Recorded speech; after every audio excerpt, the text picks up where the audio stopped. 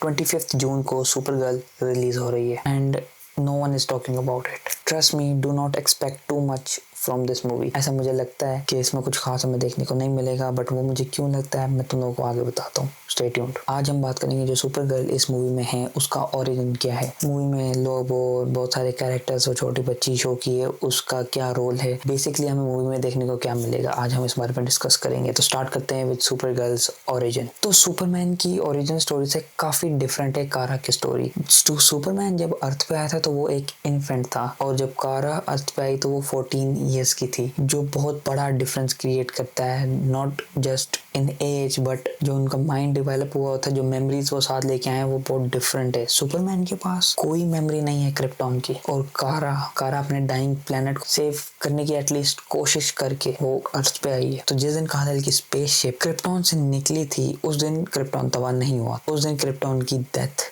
नहीं हुई थी, स्टार्ट हुई थी but it was not the end at that day. Parts of it was still alive. एक सिटी थी आर्गो नाम की, वहां पे जोर-एल और उसकी फैमिली रह रही थी। जब क्रिप्टॉन एक्सप्लोड हुआ तो वो सिटी क्रिप्टॉन से अलग हो गई, एक एस्ट्रॉइड की तरह बन गई, और जोर-एल ने एक प्रोटेक्टिव लेयर बना दी उस एस्ट्रॉइड सिटी के आसपास to protect it, but still many people died in it. बाद में पता चलता है कि एस्ट्रॉइड सिटी जो थी वो येलो सन की रेडिएशंस की वजह से वो उसकी जो सॉइल थी वो पॉइजनस हो गई, और जोर-एल और उसकी फैमिली, कारा की मदर वगैरह, वो सब वहां सिक हो रहे थे। इसको काउंटर करने के लिए जोर-एल ने एक और सोल्यूशन निकाला। वो सोल्यूशन ये था कि वो लोग एक लेड की प्रोटेक्टिव लेयर उन जगह पे डालेंगे जहां से सिटी अफेक्ट हो रही है इस रेडिएशन से। बट ये टास्क नियरली इम्पॉसिबल टास्क था ये, क्योंकि इतना सारा लेड एक्सट्रैक्ट करने के लिए आपको मैन पावर चाहिए, और मैन पावर आपके पास है नहीं, क्रिप्टॉन डिस्ट्रॉय हो रहा है। तो सुपर गर्ल कारा वो खुद भी अपने फादर की हेल्प करी थी इन सब चीजों में, और 1 साल तक उन्होंने सरवाइव किया ये सब कुछ, बट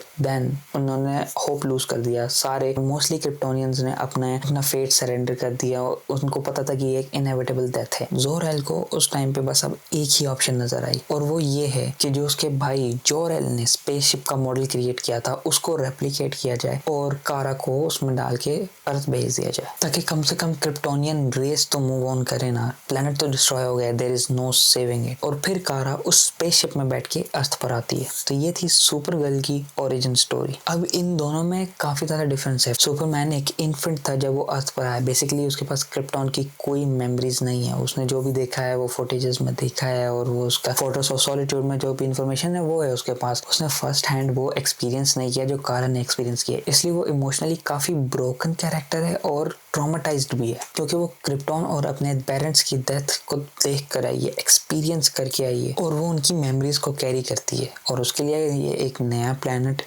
एक्सेप्ट करना इतना आसान नहीं है जितना काल-एल के लिए था। तो जेम्स गन इस स्टोरी के साथ सुपर गर्ल को इंट्रोड्यूस कर रहा है। अब मूवी पे बात करते हैं कि मूवी में हमें क्या देखने को मिलेगा, but I will try not to spoil it out for you, but I will say this again, do not expect too much from this movie. Story ये कि कारा जो है बेसिकली ट्रैवल करी है प्लेनेट टू प्लेनेट। 21 साल की होगी, उसकी बर्थडे है, तो वो प्लेनेट टू प्लेनेट जा रही है, अपना जो प्लेनेट की डेथ है उसको ओवरकम करने की कोशिश करी है। वो चाह रही है कि वो ये सब भूल जाए, और उसी दौरान उसको एक प्लेनेट पे एक छोटी बच्ची मिलती है जिसका नाम है रूथी। वो रूथी भी किस तरह से हेल्प आउट करती है, साथ साथ मूवी में बैकग्राउंड में उसका पास्ट भी चलेगा, उसको अपना पास्ट एक्सेप्ट करके आगे मूव ऑन करना है। Tell you in simple words, ये बेसिकली पूरी मूवी है। इसमें इंटरगैलेक्टेड मर्सनरीज ब्रिगेंड्स के नाम से वो देखने को मिलेंगे, उनके साथ फाइट होगी, और हो सकता है ब्रेनियक से रिलेटेड हमें इंफॉर्मेशन देखने को मिले, क्योंकि ऑब्वियसली एक बिग विलन तो सेटअप करना ही है, but not now, may be information मिले मे बी ना मिले। लोबो का कैरेक्टर भी आगे एक्सप्लोर होगा, बाउंटी हंटर, बट लोबो की और सुपर गर्ल की कोई फाइट नहीं होगी। लोबो का एक फ्यूड है ब्रिगेंड्स के साथ, जिसलिए लोबो और सुपर गर्ल दोनों मिलके बेसिकली ब्रिगेंड्स को फाइंड आउट कर सकते हैं। तो इस तरह से मूवी प्ले आउट होगी।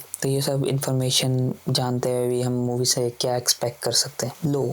लो एक्सपेक्टेशंस। सबसे पहली बात तो जितनी लो एक्सपेक्टेशंस लेके जाओ मूवी आपको उतनी पसंद आएगी, ठीक है। जेम्स गन ने जब चैप्टर 1 गॉड्स एंड मॉन्स्टर्स को अनाउंस किया था तो उसने खुद कहा था कि ये stand alone character introduction movies होंगी, ताकि वो आगे अपना यूनिवर्स सेटअप कर सके, और इस मूवी में भी यही है। Original story plus character introduction, that's it. हाँ, बट एक चीज़ पे मूवी बहुत अच्छा डिलीवर कर सकती है, लाइक बहुत ही अच्छा, वो है इमोशनल एस्पेक्ट इसके मूवी के। वो बहुत अच्छे हो सकते हैं कि वो कैसे डिस्ट्रॉय हुआ, क्या वो फील करती है कारा, वो हम अगर दिखाने को बहुत अच्छा दिखा सकते हैं। दूसरा है एक्शन सीक्वेंसेस, क्योंकि Supergirl is basically self destructive super hero, ठीक है। गुस्से में लूज कर देती है अपना कंट्रोल, और हो सकता है कि हमें एक्शन सीक्वेंसेस बहुत अच्छे देखने को मिल जाए। I am not sure yet, but who knows। But ये दो चीज़ें हैं जो मूवी की एक्सपेक्टेशंस बहुत ज़्यादा इंक्रीज कर देती हैं। और ट्रेलर देख के ये एक्शन सीक्वेंसेस और इमोशनल एस्पेक्ट्स काफ़ी ज़्यादा अच्छे लग रहे हैं, बट मूवी में क्या होगा, let's see. This is what rebooting looks like. मैं कुछ ज़्यादा एक्सपेक्ट नहीं कर रहा, तुम लोग को भी नहीं करना चाहिए, क्योंकि न्यू डीसी की दूसरी मूवी है, तो डजंट मेक सेंस कि वो इतना कुछ हमें दिखाएं और कुछ बहुत ही आउट ऑफ द वर्ल्ड कर दें। बाकी 25 जून को मूवी रिलीज़ होगी, मैं इसका रिव्यू भी करूँगा, इसकी एंडिंग एक्सप्लेन भी करूँगा, इसकी डिटेल्स, हिडन डिटेल्स और जो भी हमें इंटरेस्टिंग चीज़ें देखने को मिलेंगी उनको लेके बात करेंगे। तो सब्सक्राइब कर दो, and I will see you in the next video.